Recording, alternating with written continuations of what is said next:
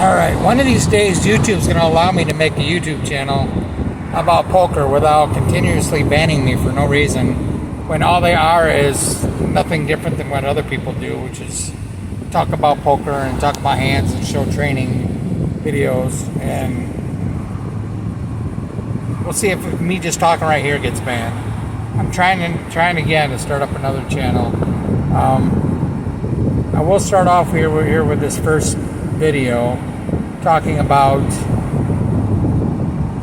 a channel I recently ran across, which is the Hungry Horse Poker, and it's ran by Mark Goon. Fantastic stuff. I love his stuff. It's real interesting, some of the ways he goes about playing and his logic behind it.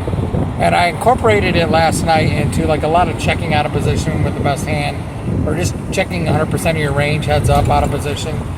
And but where I'm messing up is, he says to bet third pot a lot of times, but I seem to do that in position when on a single race pot, and I think I should be betting a lot more. I should be betting at least half pot, not third pot, because people just continue with a lot of stuff, and I'd rather bet bigger. I think the correct thing to do is, especially on draw heavy boards, is to bet bigger to get value.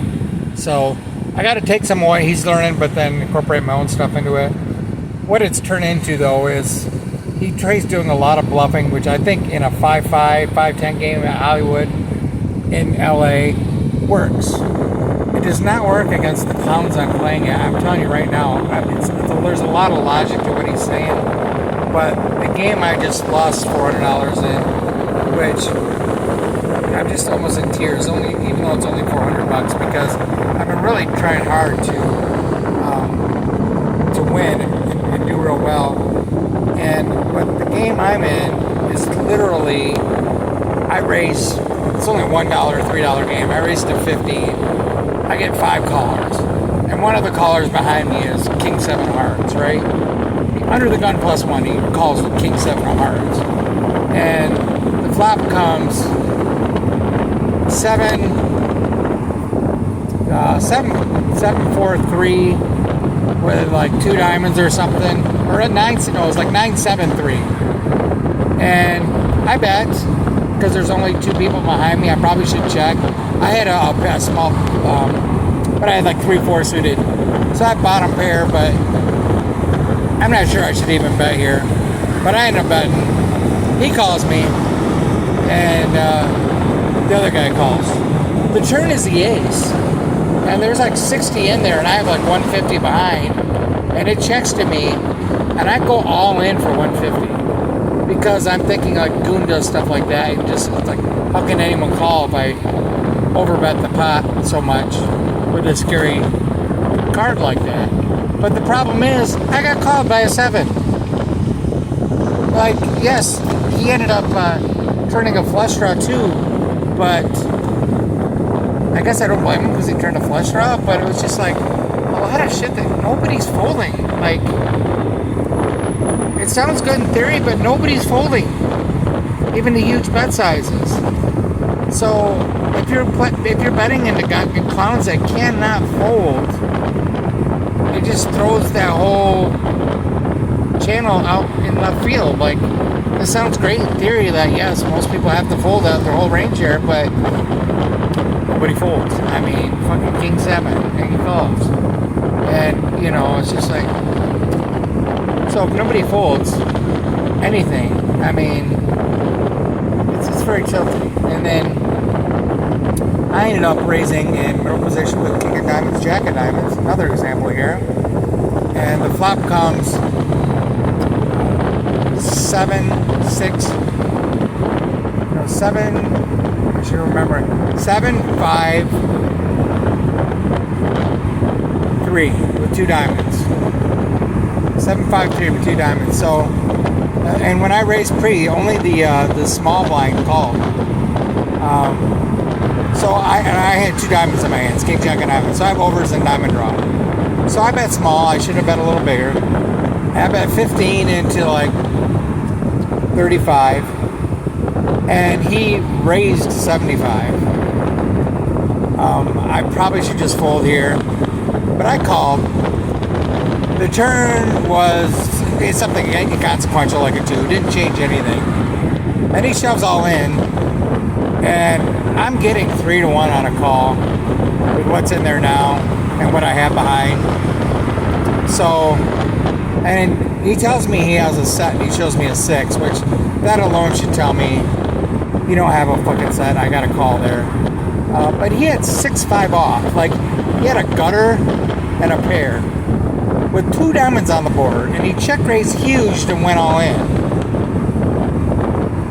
Most people are never folding an overpair there, and I cannot fold with 2 overs and diamonds there. I ended up folding, and I just put me on Uber tilt, seeing that he had 6-5 off.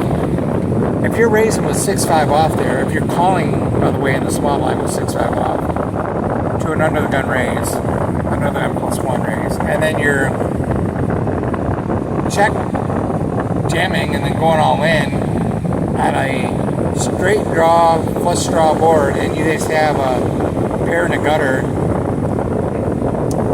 There's diamonds out there. There's so much that beats you. Nobody's folding. I folded, and I'm just like, this guy, I know he does silly shit, so I'm registering. It took me a couple times. I'm kind of dense on remembering this guy, because you think I'd remember he plays silly like that sometimes. I told him I'm never folding him again in these situations. And I shouldn't say anything, but I mean, just the play when it's so bad and it's so silly, nobody folds. What am I doing trying to bluff? Period. You gotta let bluffs come to you. If something comes to you where it makes sense, where it looks like you're chasing and you're chasing a straight draw and the flush comes in, I mean, I don't know, even in these games, I can bomb the river and I feel like nobody's folding. I mean, he's a big believer or a big component of trying to get people to fold, and he says people fold, and I believe in a 5-5 game, which is actually a 5-10 game out in a casino there in Hustler. Yeah, I believe people do fold, but when you're playing a 1-3 silly ass, dumbass little VFW game where people can't even spell poker, I'm sorry. You cannot bluff like that. You cannot bluff, overbet bluff like he's saying. People just don't fold. So I love his stuff, but one of the things I'm coming to realize is incorporate the stuff I've learned in the past of all these playing, but also keep in the back of my mind that, hey, you just can't overbet bluff and expect people to fold, because people don't. They don't. I'm sorry. He thinks people do, and he shows in his videos people do in the 5-10 game and 5-5 game out there. Yeah, people can fold in the 5-5 game. A 5-5 game is still different than a 1-3 game. A 1-3 game is just pure silliness, and you got to use your head and just do very little bluffing. I think on that session today, I fucking bluffed like 7 times or something, which in 2 hours is way too much. You know, you should bluff maybe once, especially in a game like that, maybe once an hour, if that, if you find the right situation to come up. But I've been watching his videos, and all it's done is taught me to go too crazy, and it's just not working out, and I'm just burning money. So, yeah. So lesson learned. I love his stuff. I recommend checking it out, but take it with a pinch of salt, with a grain of salt, as they say. Especially if you're playing clowns like I'm playing. Alright, that's it, guys. Hopefully that helped you out a little bit.